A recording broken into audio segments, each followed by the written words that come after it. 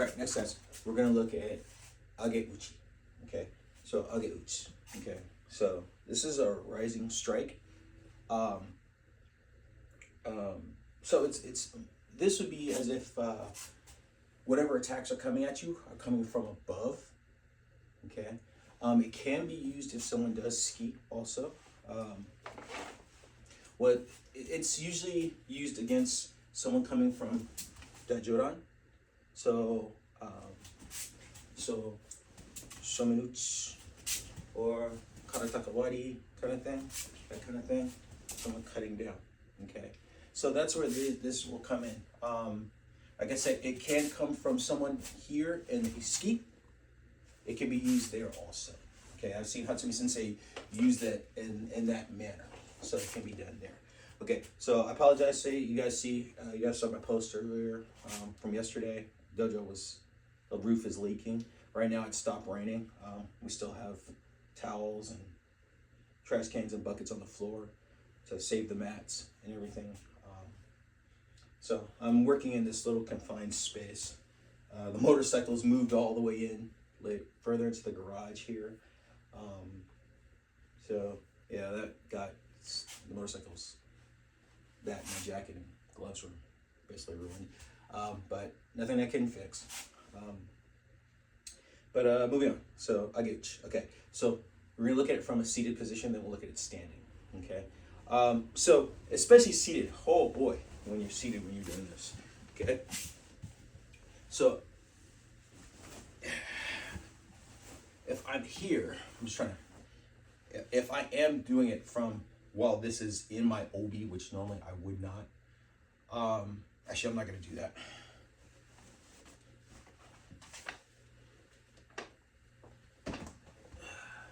Okay. So it can be done from here or within the obi. So the idea is someone's coming from above to cut down. Okay. I'm going to immediately grab my weapon and come up. Okay.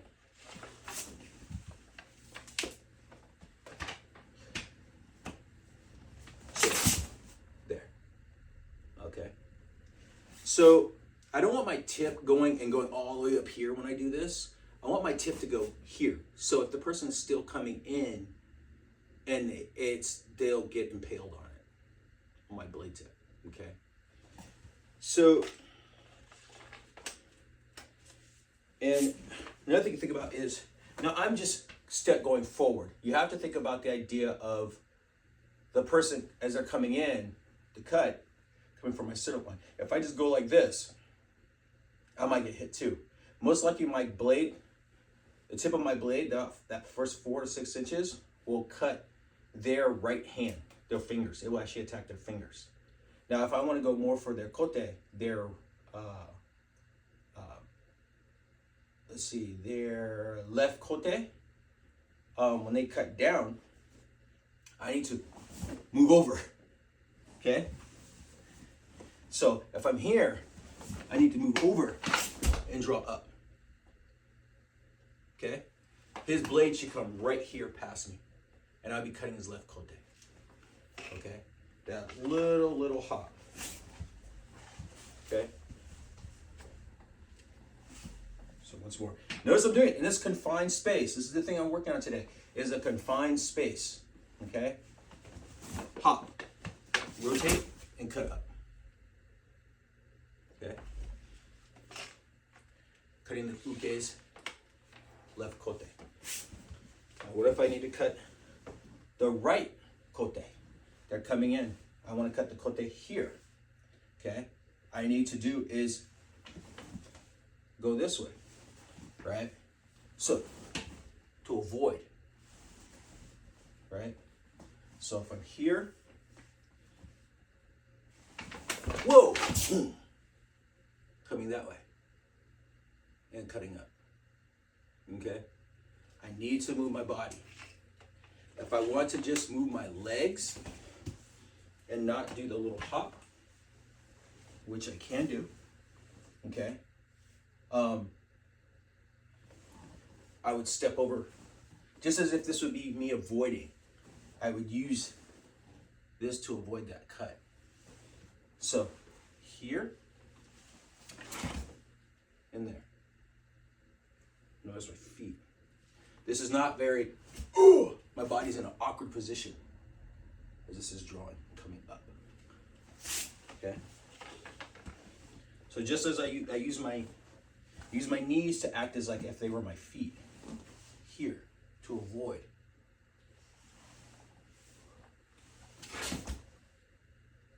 It's there. Okay?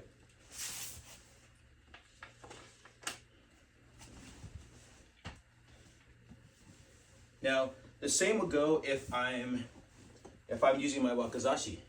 Maybe I can't get to my daito. Okay? I would use my wakizashi in the same manner. Here and coming up. Right? If I would go to the other side, do the little hop and up. Okay? I would do the same thing. Okay? Another aspect of it would be if I would go for a reverse grip. If I would go for a reverse grip, same thing. So if I did the hop here and I come up, it accomplishes the same goal. Okay? It accomplishes the same goal. Okay? So I want you guys to think about, as something comes from the top, you're gonna, it's coming in this arc, you're gonna come up in an arc. And that's what's cutting. There. Okay? Now we'll go switch to standing. Okay?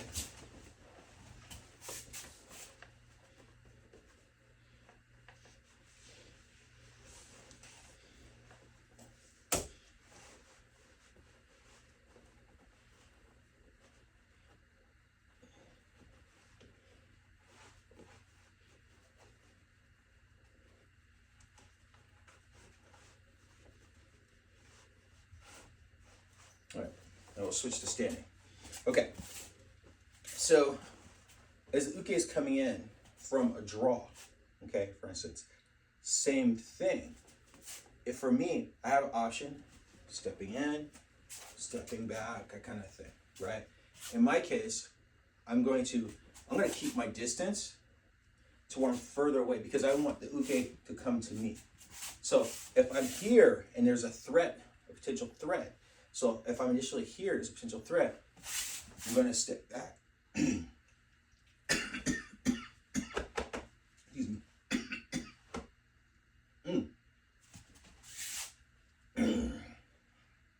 So here, I'm stepping back, and it's just a matter of rotating and coming up here, right? If I want to go and I step back here, I could launch it and come here. Okay.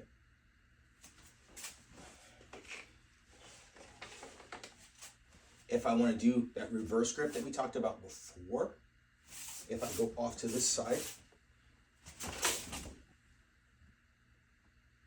so I would cut there, left kote at that point. So here, again, I am throwing the blade to myself.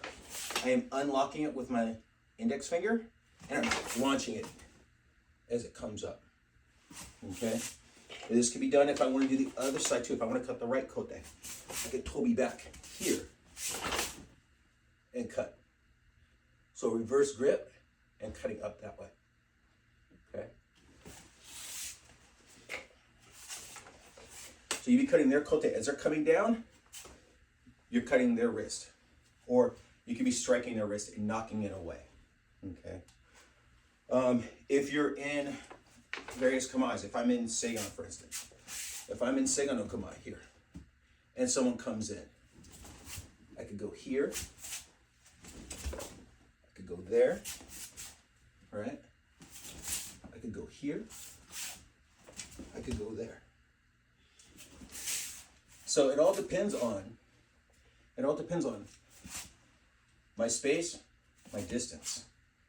If I'm here and I want to close the gap, I would step in with my left foot, in which they would cut their own wrist here. If I want to step back, I would step out slightly to my left, small step with my left.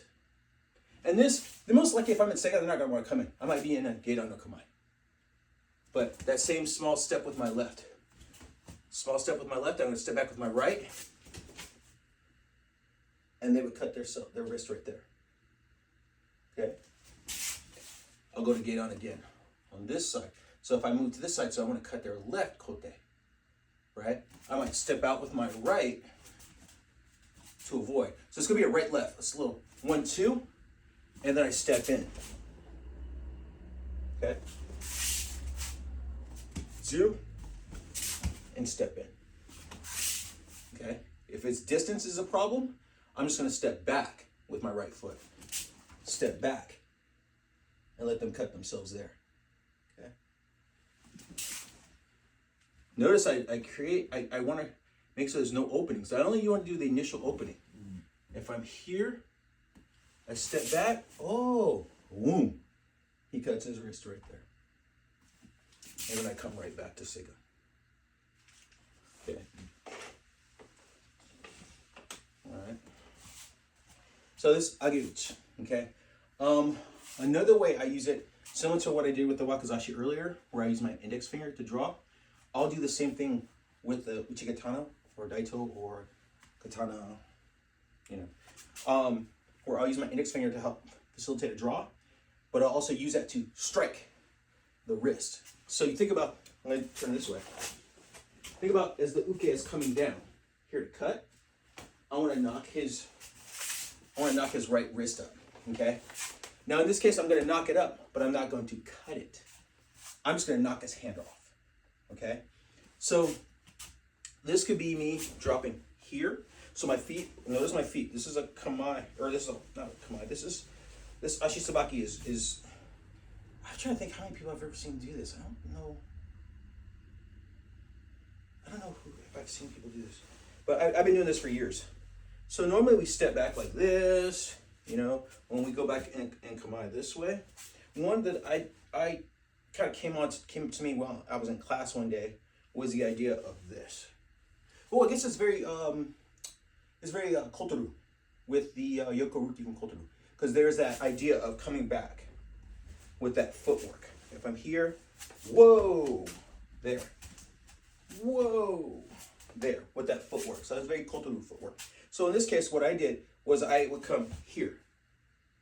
So standing here, and I would drop my foot back. Okay, so it gets, I'm standing facing forward, my hips don't change, my shoulder doesn't change. I just go here, and then I can come back.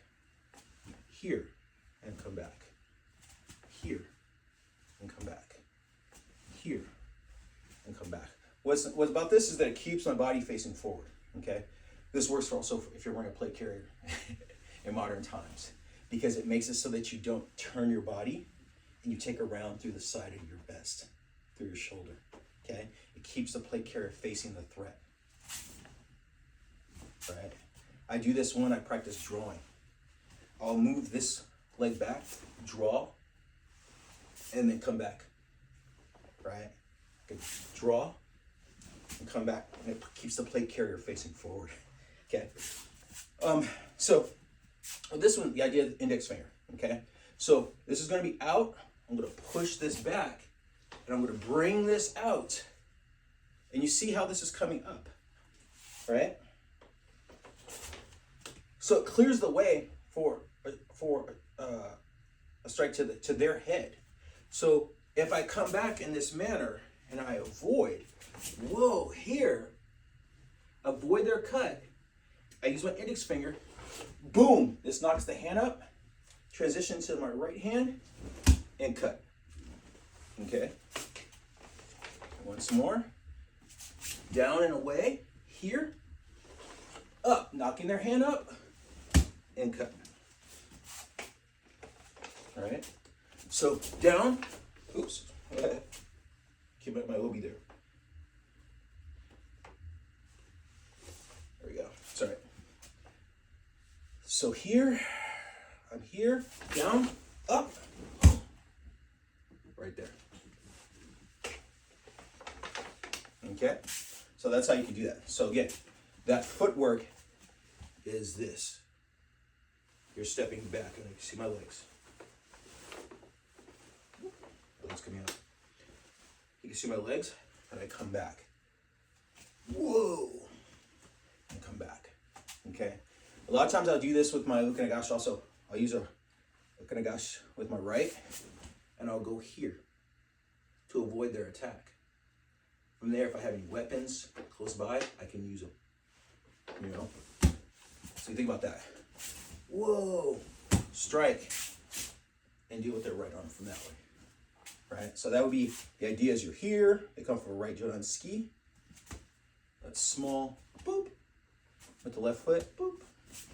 Back, ukanagashi underneath their right arm, and you're hiding. From here, you're gonna step out, strike to busumetsu, use the suba and the suka on their elbow, and turn.